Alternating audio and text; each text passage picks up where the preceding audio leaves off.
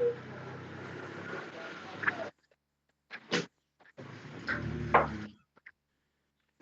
the soft side of life.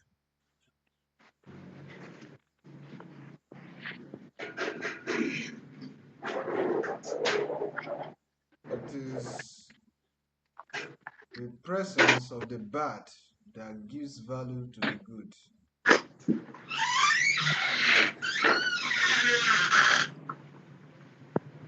I don't know what we're talking about today, but let me start from there.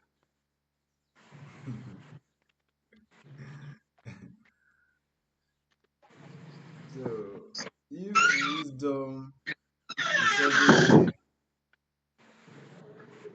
if wisdom is everywhere, it loses its value as wisdom.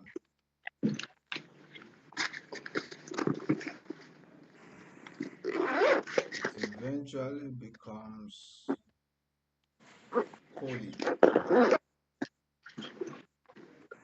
If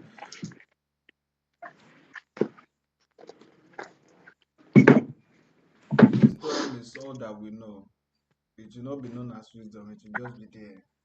It will be taken for granted. And if foolishness is all that we know that is available, nobody will really know that there should be something called wisdom. Saying that to say that it is because there is wisdom, that is why we know what is called holy.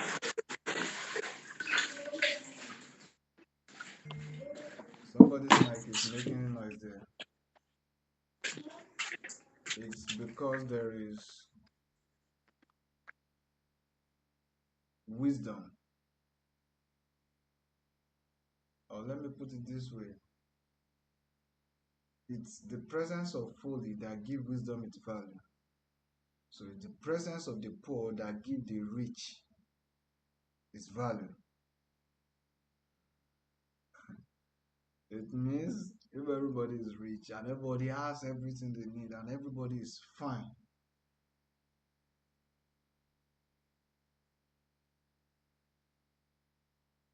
we won't know what it is to actually be rich. Like, it will not carry the kind of value it carries today.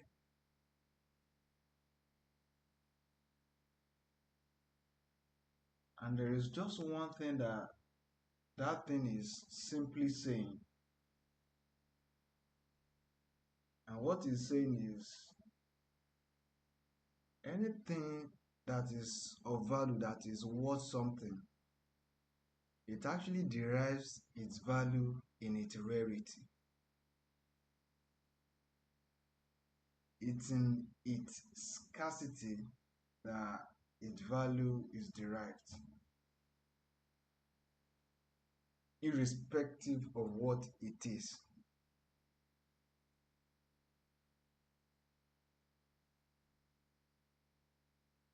Now, of all the people that are rich, I don't want to give us physical scenarios now. Of all the people that are rich, everybody has car, but not everybody can afford the likes of Lambo, Ferrari, Rolls Royce. Now, the value of those cars is not even in how much it takes to make them. It's not even in how long it takes to make those cars, but in the fact that it is not for everybody and you will not find it everywhere. There is an amount of wealth or money or riches you must have before you can own those kind of car. And that's where the value of the car comes from.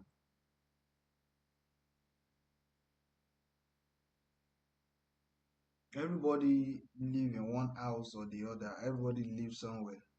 And as far as shelter is concerned, among everybody that have somewhere to live, it doesn't really make any difference. Everybody is fine. But when you start mentioning luxury and mansion, those ones derive their value from the fact that only a few set of people can actually achieve that.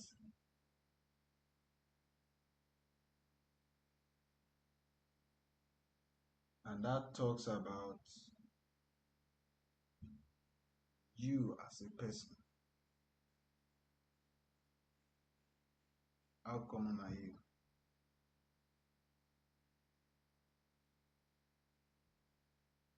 Because eventually I discovered that's what we eventually sell. That is what has always been sold, in the sense that where you see people who are unique, who are doing something different, they are taken out of the average. Yeah, people probably don't understand why they are different and stuff like that. But it's always something that gives them the edge. And it goes to say, if it's scarce, there is high probability that it will carry value, more worth, more appreciation compared to what is found everywhere. Are you found everywhere? Are you common? Can you easily be replicated? Are you everywhere, every time?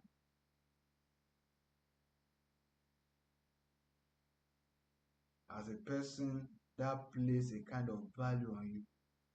So when people make certain demands, they expect people to do certain things. They know that this person cannot be in that place. They know that, "Oh, don't worry, just tell him he will be there. He will come. He will do it." Stuff like that. Your value eventually comes from your scarcity, your rarity.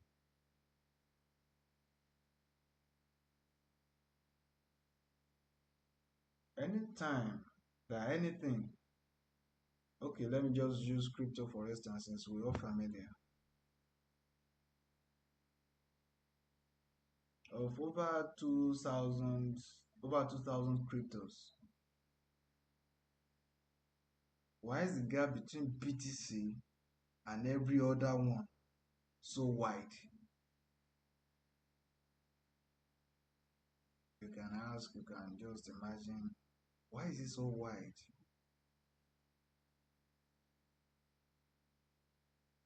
And I can tell you that one of the reasons, in fact, one major reason, is the fact that that thing is scarce, is very, very limited. Just imagine 21 million tokens for 8 billion people to share. Yeah, that's how scarce it is.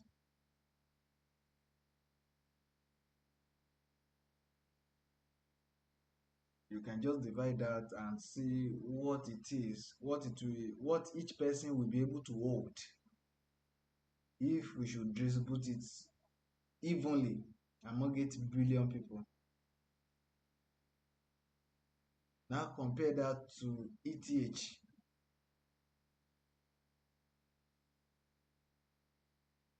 That is 1 billion token.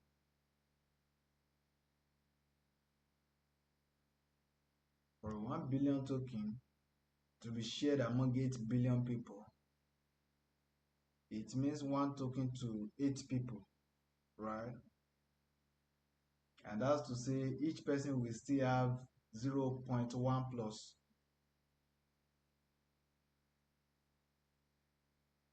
That's not scarce enough. Now, compared to Pepe, compared to Shiba, compared to which other one? All those ones that have billions that you cannot even mention. Some of them are in 100 billion, some of them are in all those. So, irrespective of how much work they put into all of those projects, the availability, the ease of having it, how cheap it is.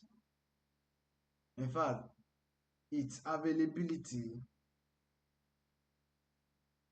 has a direct effect on how cheap or expensive it is.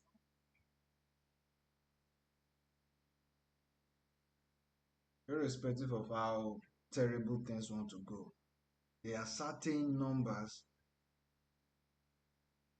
that BTC cannot get to again, except if everybody is avoiding crypto and everybody has to sell off and things like that. And that's not something to expect now. If ever we have to expect it, that's not the start. So I'm saying when you see the likes of Bitcoin staying on top and they are above every other one with that serious gap, you can simply see and know that one major contributor to that is the rarity, how scarce it is. And out of this 21 million, a singular person has 1 million stacked up for himself. Somebody has 600,000 of that token stacked up for himself. And like that, like that.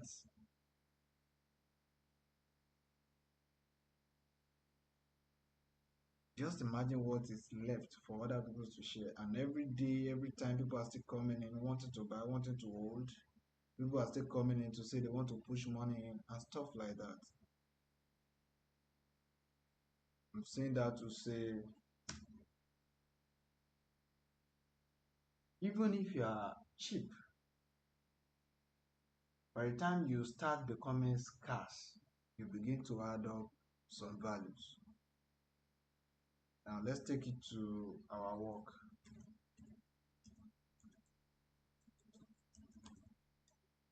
If what you do can be done by almost anybody,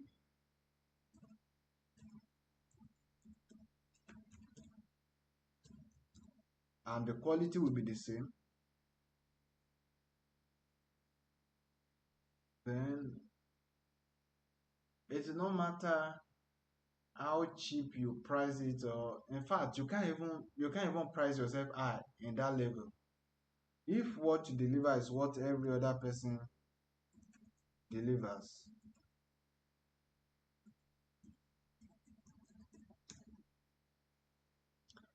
it means your work must be so special that no, it's not something you come across on the street anyhow. So when you speak to people, you know that nobody actually speaks like you. Of course, you can have somebody speak better or speak less, not as good as you are, and stuff like that. But when what you say and how you say it is what almost anybody and everybody can do, and it's easy to find replacement for you, then you lose value, you become cheap.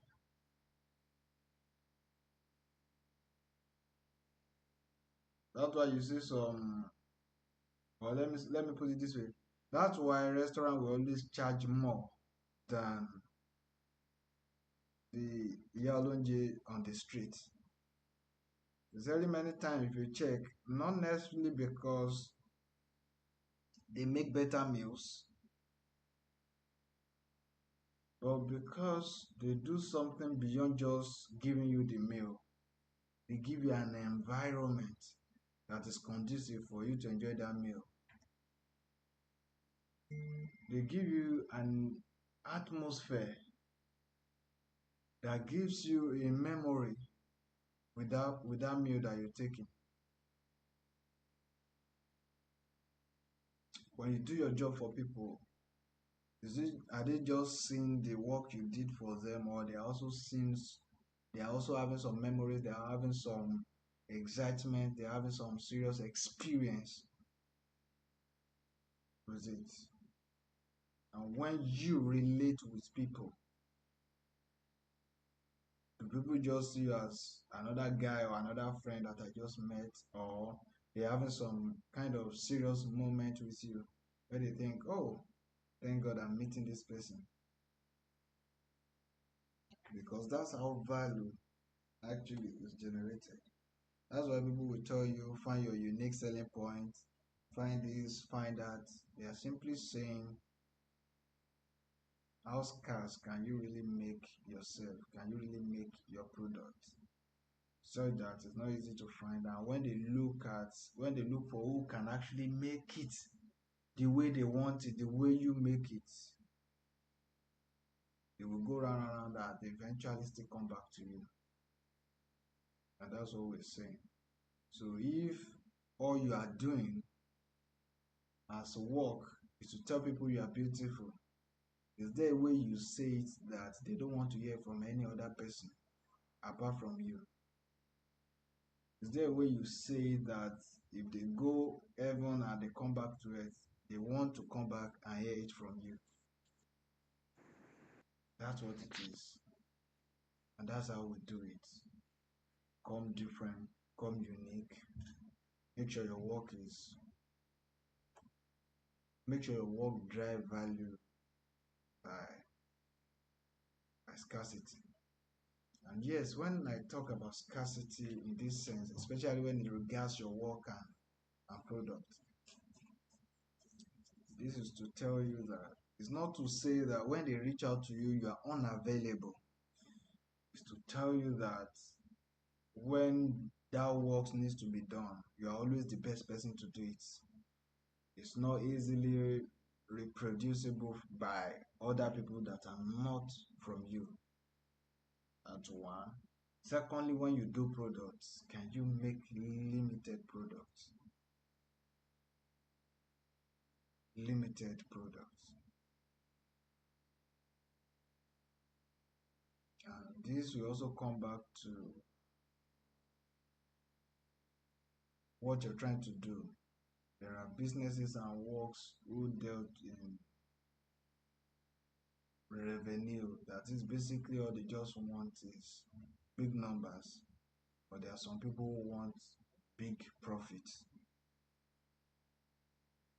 There are two different things. So you can sell a million copy of something and your profit is not as big as somebody who sell maybe 500 copies or even 300 copies of another product. So it works like that. You can put a premium on your product, on your project, on your skill, so that when people come, it's not just about getting that thing, but when they come and they come to get it, they're getting it at top value, such that they look at it, they try to get it elsewhere, it's difficult. They found something like it, but no, they didn't find it. They see something very close to it, but still they know that no, this is not it. And it's one way to drive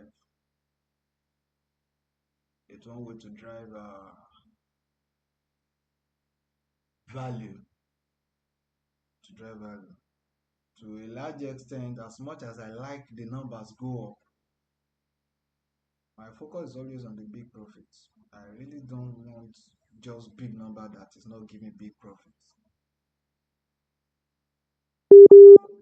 I want big numbers, big profits, anytime, any day.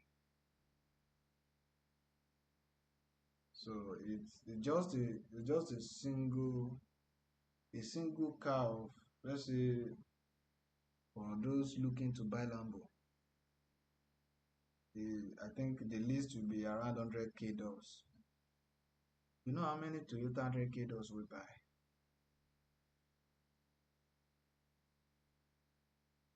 You know how many, which other car is common like that? How many Lexus $100,000 we buy?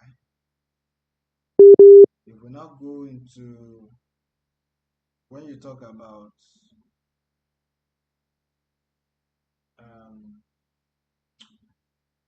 when we talk about buying the likes of Rolls Royce compared to buying Toyota, those cars that cost over 100K and stuff like that.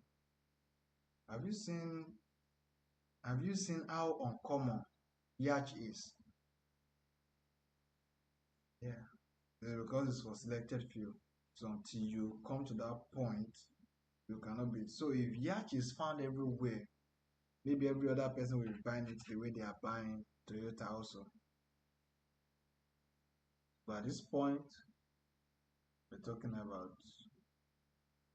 creating values through limited offer, limited products, through scarcity and rarity. And I just have to reiterate or emphasize this again that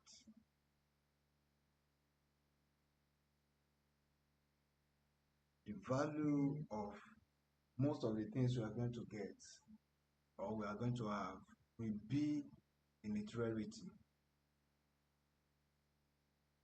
In its rarity, that's where the most value will come from. I want us to bear that in mind, pay attention to it. So when you do your work, question is, how am I doing it differently from other people that are doing the same thing? Why would somebody want to come back to me instead of going to other people for this same job? So those are the questions you want to ask for yourself. That's for that part this morning. Oh, one other part is this.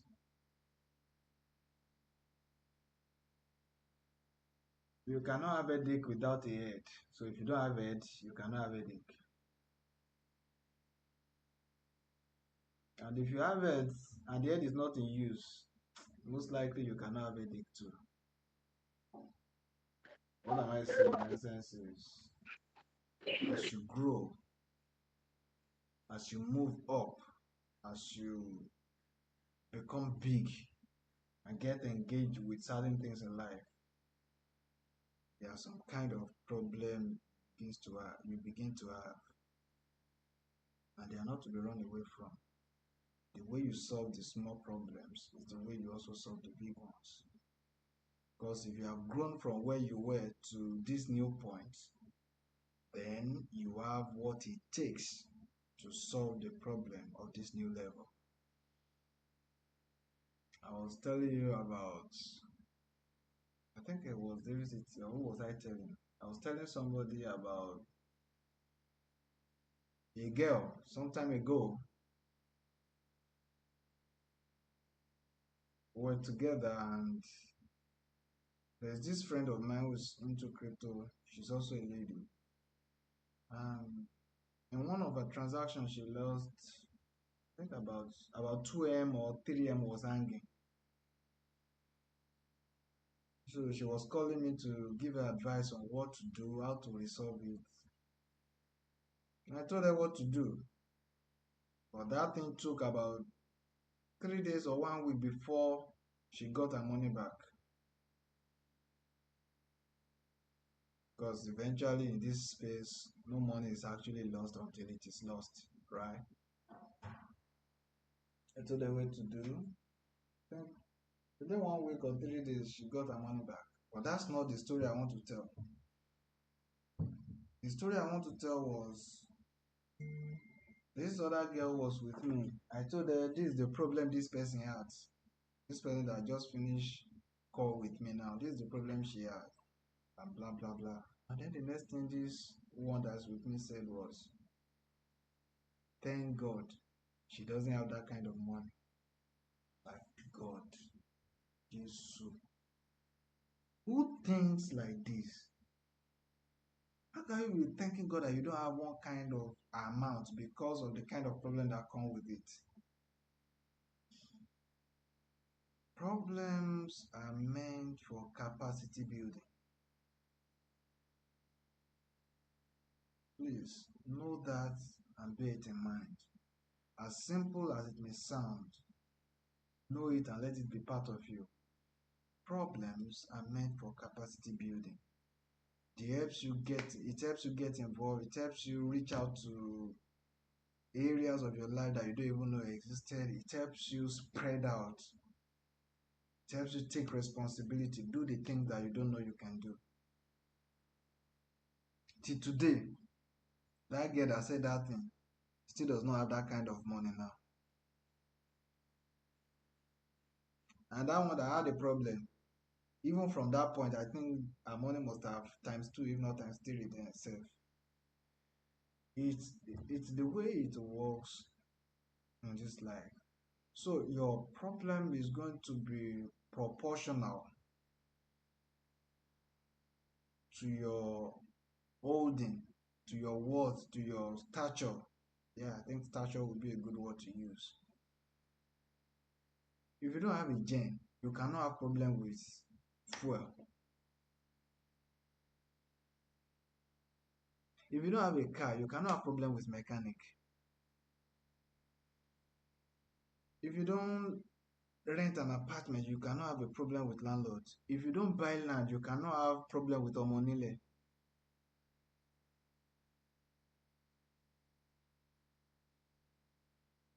Not again. If you don't drive, you cannot have problem with road safety, VIO, trace, whichever falls on the road.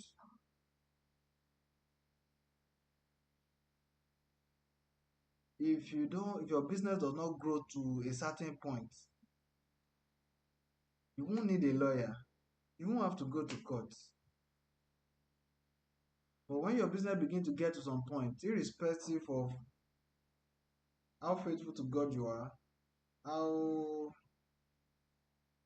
God loving you are, how innocent you are, how people minded you are, irrespective of how good you are, it's a matter of time. You will have problem in court. Somebody somewhere will just decide to be a goat and will sue your company. Somebody somewhere who just want to be a goat will just wake up one day and find loophole in your service and say, no, this is not like this. Somebody somewhere will just wake up one day and say, how are these people making so much money? They will just find something and file a case against you. So the level of your growth also determines the level of your problem. It determines the kind of problem you have. So really, if you don't have head, you really cannot have headache.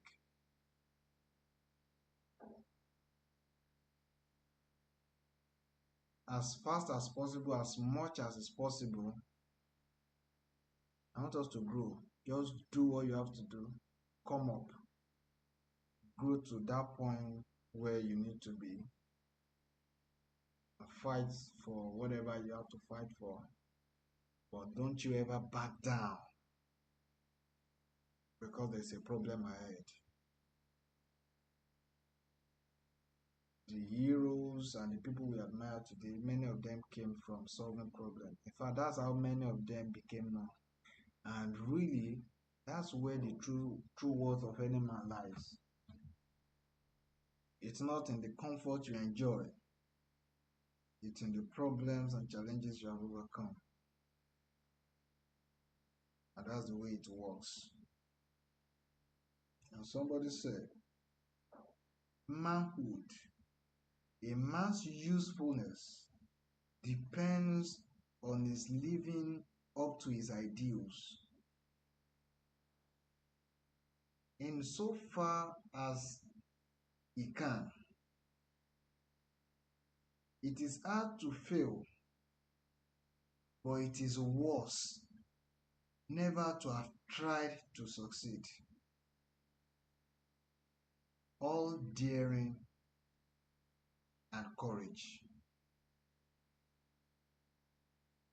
Most of these people, they came from troubles. And sometimes it will troubles you have nothing to do with. But now it's on your plate and it is yours to solve. You just have to do it. For whatever reason it is, make sure the reason you are not doing what you are not doing is not because you are afraid of the challenges ahead.